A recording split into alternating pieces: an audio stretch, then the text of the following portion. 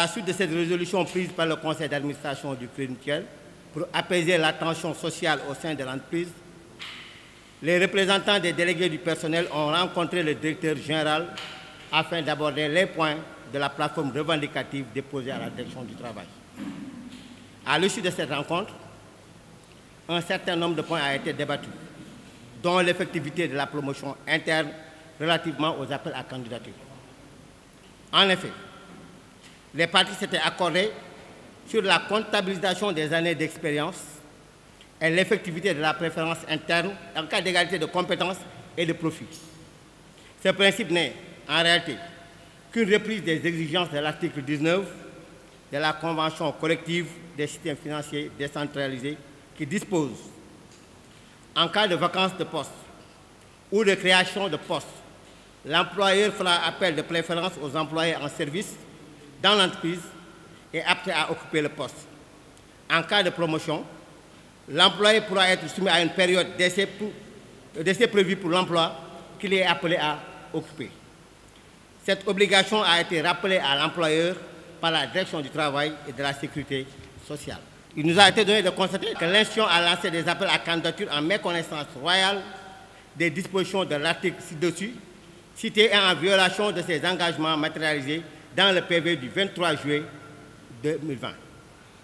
Mesdames, Messieurs, le Crédit Mutuel a toujours été le fleuron de la microfinance dans la zone ouest africaine de par la qualité de ses ressources humaines et de l'engagement de son personnel.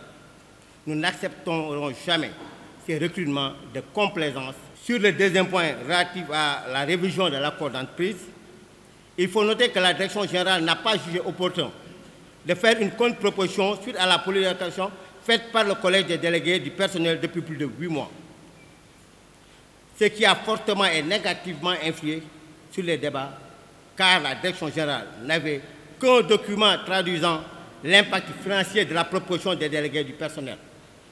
Elle ne s'est pas préparée à l'exercice et n'a formulé aucune contre-proposition sur le projet d'accord initialement transmis.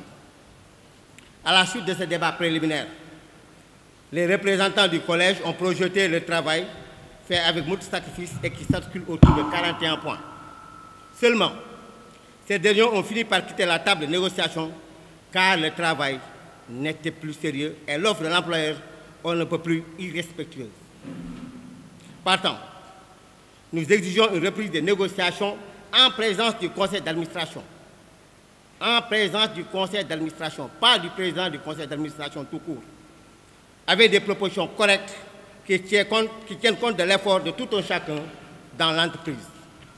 Sur le troisième point relatif aux vagues de licenciement, vous constaterez avec moi qu'en moins d'1 an, le DG a fait que 15 mois, il a licencié plus de 35 salariés. En moins d'1 licenciement par semaine, nous exigeons la cessation sans délai de ces vagues de licenciement sans fondement qui ne font qu'accentuer la tension sociale qui est déjà extrêmement compliquée au Crédit Mutuel du Sénégal. Sur la violation des autres engagements par la direction générale, nous tenons à rappeler à la direction générale du Crédit Mutuel du Sénégal que la direction générale du Crédit Mutuel du Sénégal n'a respecté aucun de ses engagements. Nous donnons au conseil d'administration de l'UCCMS un délai raisonnable de 10 jours pour apporter des éléments de réponse aux questions soulevées.